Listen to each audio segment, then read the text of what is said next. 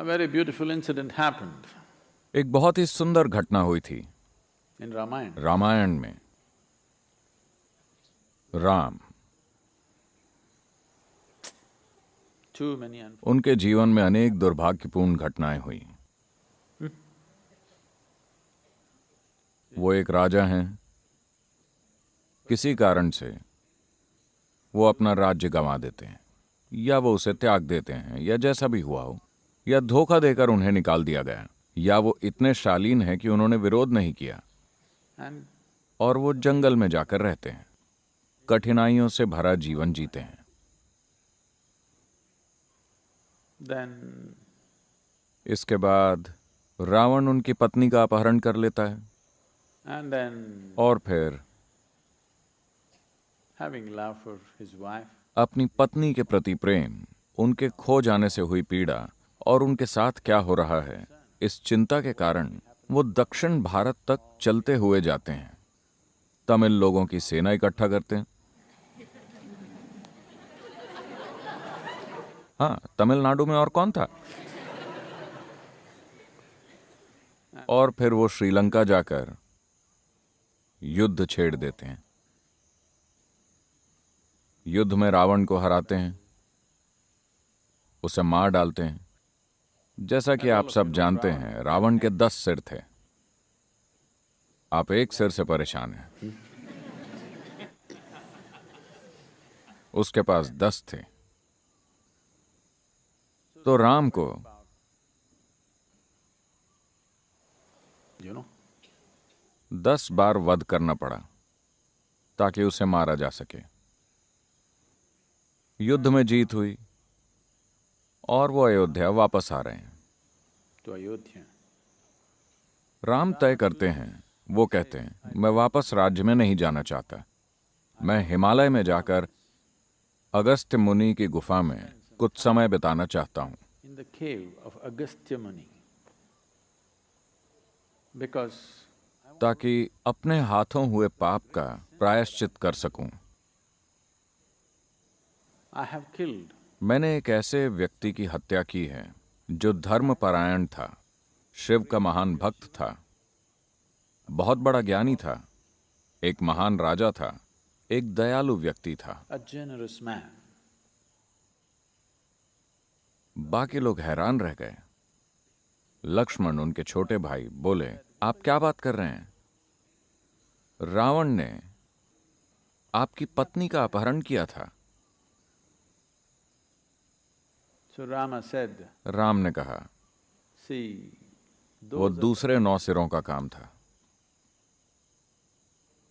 उसके इन 9 सिरों में लालच, जलन, वासना वगैरह भरे थे, लेकिन एक सिर ऐसा था जिसमें विवेक, ज्ञान, धार्मिकता और भक्ति थे। मुझे अफसोस है उस सिर को काटने का। मेरा बस चलता तो मैं उस सिर को छोड़ देता, रावण को मारता नहीं, लेकिन ऐसा करने का कोई तरीका नहीं था, इसलिए मुझे उसे मारना पड़ा। but पर अब मुझे बहुत पछतावा हो रहा है उस एक सिर को काटने का। इसमें आपको ये बताने की कोशिश हो रही है कि आप सभी के पास 10 या अधिक सिर हैं। हर तरह की चीजें क्या आप देखते हैं?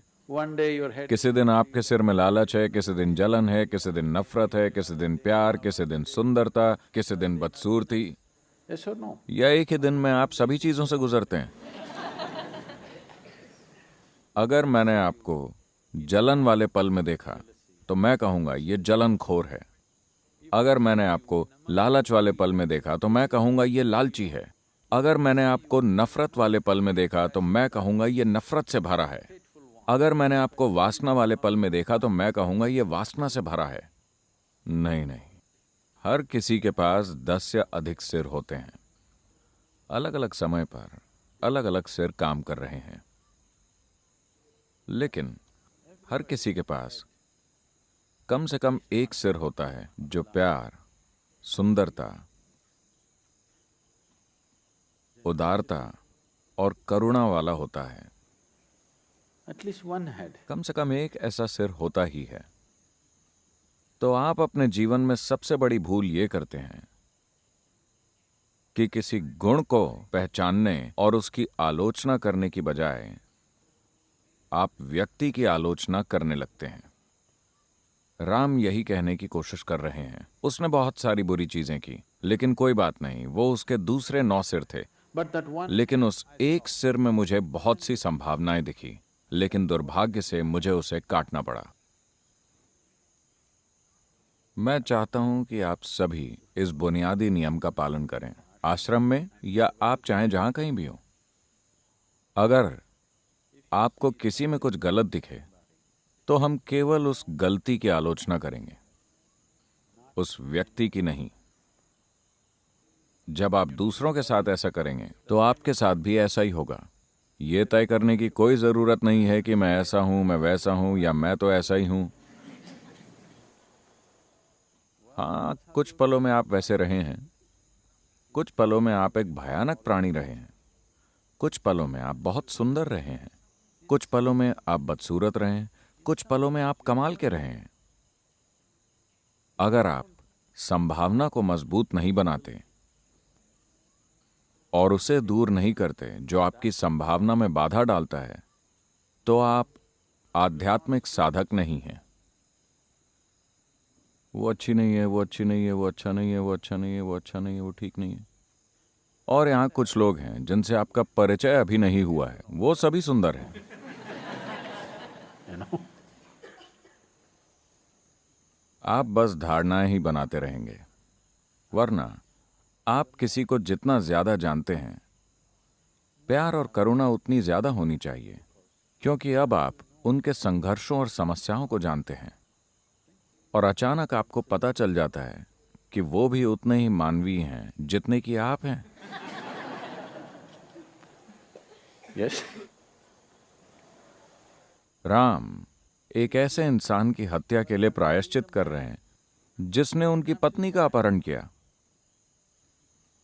और बहुत से बुरे काम किए। लेकिन राम अब भी इस बात को पहचान रहे हैं, उसका एक सिर था जो बहुत सुंदर था, मुझे उसे नहीं काटना चाहिए था। यह इंसान बहुत बड़ा ज्ञानी है, इसीलिए उनकी पूजा की जाती है। हर समझदार व्यक्ति ऐसा ही होता है। एक गुलाब के पौधे को देखकर हम इसे गुलाब का पौधा कहते हैं। बताइए, उसमें गुलाब ज्यादा हैं या कांटे ज्यादा हैं? कांटे ज्यादा हैं, लेकिन फिर भी हम उसे गुलाब का पौधा कहते हैं क्योंकि हम सुंदरता को पहचानते हैं। शायद एक ही गुलाब है और हजारों कांटे हैं, लेकिन फिर भी हम उसे गुलाब का पौधा कहते हैं। अगर आप आम का पेड़ देखते हैं, उसमें आम अधिक हैं या पत्ते? बेशक पत्ते ही अधिक हैं। हम उसे पत्तों का पेड़ नहीं, आम का पेड़ कहते हैं, क्योंकि हम उससे टपकने वाली मिठास को पहचानते हैं। वो मिठास से भरी बूंदें, पत्तों से भरा पेड़, पर वो एक आम, वाह, आम का पेड़। हम लोगों में इसे क्यों नहीं देखते? अगर मिठास की एक भी बूंद हो, Have you seen क्या any आपने कोई ऐसा इंसान देखा है जिसमें मिठास की एक भी बूंद ना हो? देखा है आपने? तो कृपया ये करें। अपने आसपास के सभी लोगों में जिनके साथ आप रोज काम करते हैं, जिनके साथ आप रगड़ खाते रहते हैं, कंधे रगड़ना नहीं, आप समझ गए होंगे, Just do this. बस इतना कीजिए। वो सभी लोग, वो घटिया आदमी, ये बुरी औरत, देखिए कि क्या आप इनमें मिठास की उस एक बूंद को पहचान सकते हैं? क्योंकि अगर आप उसे नहीं पहचान सकते तो वो आपके भीतर भी प्रकट नहीं होगी। आपको ये जान लेना चाहिए। आपको दूसरों के भीतर जो बुरी बातें दिखती हैं, वही बातें आपके भीतर भी झलकेंगी। इसका अर्थ ये नहीं है कि आपको हर चीज से नजर फेर लेनी चाहिए, नहीं। We see the leaf. हम पेड़ पर पत्ते देखते हैं, गुलाब के पौधे में कांटे देखते हैं, लेकिन हम पहचान देते हैं फूल और फल को। हमें बस यही करना है। That's all we need to do.